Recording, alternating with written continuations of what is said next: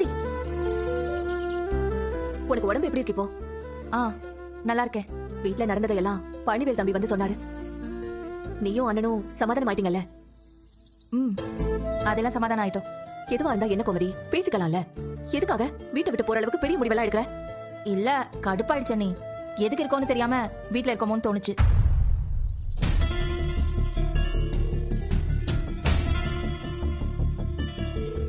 ஆமா, ஹாஸ்பிடல் ஏதோ போய் இருந்துட்டு வந்தியாம? உடம்பு எப்படி இருக்கு?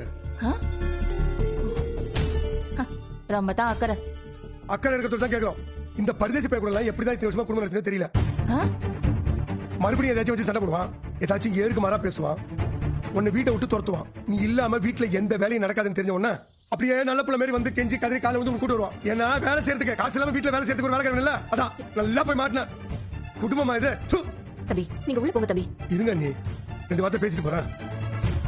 உன்னை வீட்டை விட்டு துரத்தணும் கூட நீ இதுக்கு வாழணும்.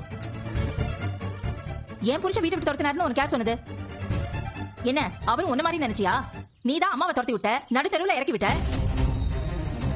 ஊர்ல புருஷன் பொண்டாட்டி சண்டையே போட்டது இல்லையா? என்ன பேச வந்துட்டேன். இது பாரு, எனக்கும் என் புருஷனுக்கும் மனஸ்தாபம்.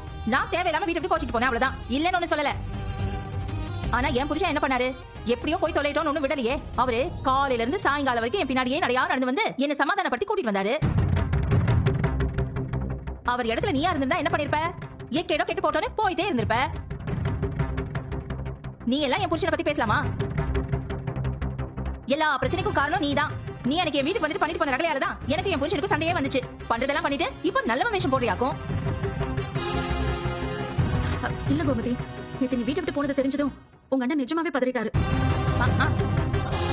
அந்த பதட்டத்துலதான் அப்படி பேசுறாரு. ஓஹோ, என்ன நினைச்சு யாரும் பதட்டப்பட வேண்டாம்னு சொல்லுங்க. நீ எனக்காக பதட்டப்படுறதுக்கு என் புருஷன் இருக்காரு, என் பிள்ளைங்க இருக்காங்க, என் குடும்பம் இருக்கு. அது போதும் எனக்கு.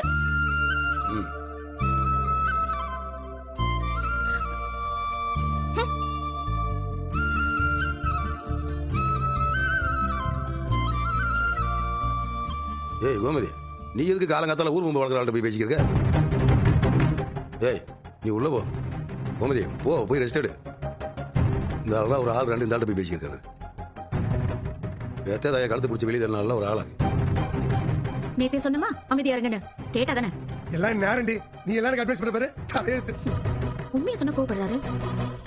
அக்கா, எப்படி புருஷனை விட்டு கொடுக்காம பேசுற போற பாத்தீங்களா? நீ நான் மட்டும் உன் புருஷனை விட்டு கொடுத்துருவியா? மாட்டேன் தான்.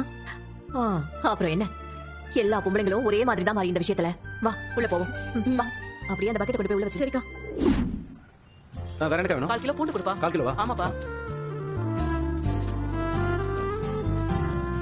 இந்தாங்க.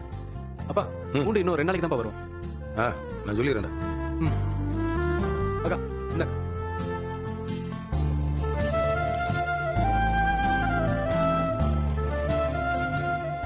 தம்பி, இந்த பார். அண்ணே, லிஸ்ட் கொடுங்க. இந்த லிஸ்ட்ல இருக்கலாம் போட்டு வைப்பா, நான் வந்து வைக்கிறேன். அரை மணி நேரம் தந்துடுறேன். சரிங்கண்ணா.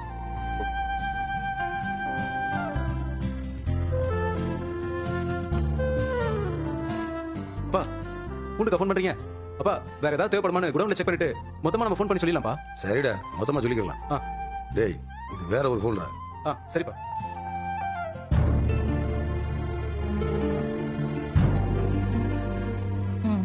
எல்லாம் சரியா இருக்கு. அடுப்பு ஆஃப் பண்ணிடுங்க.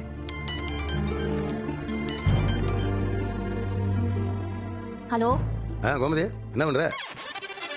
சும்மா தான் உட்கார்ந்திருக்கேங்க. ஆமா, வீட்டுல வேலை எதுவும் செய்யல? எந்த வேலையும் செய்யலங்க. உங்க மருமக என்ன எந்த வேலையும் செய்ய விட மாட்டேங்கிறா. அவளே எல்லா வேலையும் பாத்துக்கிறா. ஆமா, ஏன் கோமதி, அந்த பிள்ளைக்கு பரிச்சரிக்கை படிக்கிறது விட்டுப்படியா வீட்டு வேலை செஞ்சு தீருது? ஐயோ, நானும் சொல்லி பாத்துட்டேங்க, கேட்க மாட்டேங்கிறா. சமையல் வேலையை செஞ்சே தீர்வேன்னு ஒத்த கால நிக்கிறா. வேணா ஒரு 2-3 நாளைக்கு ஹோட்டல் வாங்கி சாப்பிட்டுக்கலாமா? வேணாம், அதெல்லாம் நம்மளே பாத்துக்கலாம். நைட்டுக்கு நானே சமைச்சிடுறேன். ஏய், சும்மா ஏதாவது பேசாத. சரி, உனக்கு கால் வலி சரியாச்சா? இப்ப கொஞ்சம் பரவாயில்லைங்க. நேத்து இருந்ததை விட பாதியா குறைஞ்சிருச்சுங்க. சரி. ஆமா, மாத்திரை எல்லாம் டயத்துக்கு சாப்பிட்டியா? ஓ, கதை அப்படி போதா? சாப்பிட்டா இல்லையா? சாப்பிட்டேங்க. ஏய், சாப்பாடு சாப்பிட்டதுக்கு அப்புறம் தான் மாத்திரை போட்ட? ஆமாங்க. சரி, வச்சுட்ட? ஆமா, எதுக்கு போன் பண்ணீங்கன்னு சொல்லல? ஏய், சாப்பிட்டியா இல்லையான்னு கேட்க தாண்டி போன் பண்ணேன்.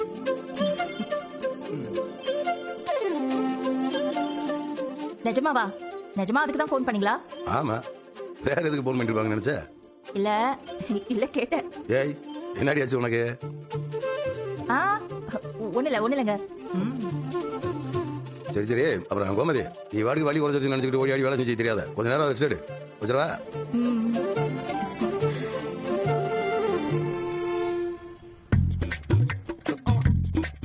என்னடா?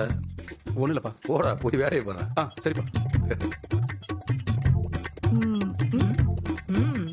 மாப்பிள்ள என்ன சொன்னாரு? அப்படியே முகத்துல சந்தோஷம் தாண்டவம் ஆடுது. ஃபோன் பண்ணி சாப்பிட்டியான்னு கேக்குறாருமா. சரி சரி, அதுக்கேண்டி இப்படி சந்தோஷப்படுற? மா, உன் மருமகனை பத்தி உனக்கு எதுவும் தெரியாது. என் மேல அன்பு பாசம் நேசம் இதெல்லாம் நிறைய இருக்கு. ஆனா அதை காட்டிக்க தெரியாதுமா. கடைக்கு போனா போனே பண்ண மாட்டாரு. அப்படியே அவர் பண்ணாலும் காசு எடுத்து வை, சாப்பாடு கொடுத்து விடு, சரவண வீட்ல இருந்தா அனுப்பி வை அப்படின்னு சொல்லிட்டு இருப்பாருமா. இப்படி எல்லாம் நீ சாப்பிட்டியான்னு விசாரிச்சதே இல்லம்மா.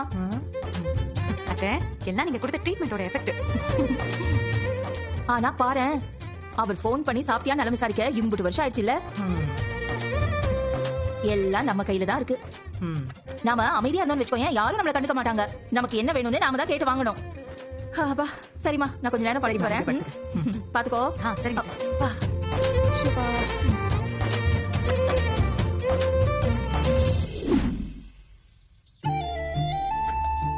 டேய், ஆத்தா வேற அங்க போய் உட்காந்துட்டு இருக்கு. பரதேசி பசங்க சாப்பாடு போறாங்களா இல்லையோ தெரியல. தம்பி, அதெல்லாம் அவங்க நல்லா தான் கவனிச்சுக்கிறாங்க. நீங்க சாப்பிடுங்க. அக்கா மாமா எங்கக்கா? வருவார் மாதிரி இட்லி வைக்கவா? வந்துட்டாரு. வேணாம் வேணாம். அந்த இட்லி எட. வாங்க உட்காருங்க. வடிவே, ஒரு முக்கியமான வேலையை வெளியே போயிட்டு வரேன். அண்ணா வந்து உட்காருங்கண்ணா, டிஃபன் சாப்பிட்டு போலாம். இல்ல, எனக்கு டிஃபன் வேணாம்டா. ஏங்க? அவசரமா வெளியே போகணும். எங்க போய் பாப்பறீங்க? எனக்கு தெரிஞ்ச ஒருத்தர் பார்க்கணும். யாருங்கண்ணா? அது உனக்கு தெரியாதுடா. சரி அதை விடுங்கண்ணா, யாராச்சும் போய் பாருங்க. சாப்பிட்டு போங்கண்ணா, வெறும் இதுலயே போறீங்க. அதானே, காலையில கூட நீங்க காஃபி குடிக்கலங்க. டிஃபன் ஆஃப்ட் சாப்பிட்டு போங்க. அவசரமா கிளம்புற வடிவே.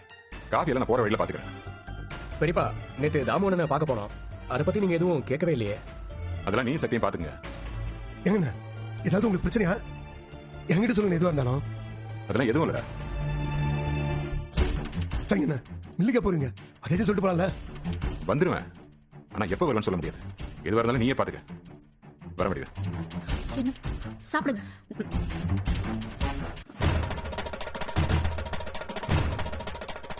டேய் குமார், கவனிச்சாடா என்னோட நடவடிக்கை? பரவாயில்ல, எதுவும் சரியில்லையாடா? நானும் கவனிச்சுட்டு தான் பார்க்கேன். பெரியப்பா மில்லுக்கு வரதில்ல. எங்க போறாரு எங்க வராருன்னு எதுவுமே தெரிய மாட்டேங்குது. மில்லுக்கு வரது மட்டும்தான் வேலையா? வணிகர் சங்க வேலை அது இதுன்னு இன்னும் எக்கச்சக்க வேலை இருக்குல்ல. அத மாமாவே சொல்வாரு. ஏண்டி, அப்படி எதுவா இருந்தாலும் என்கிட்ட சொல்ல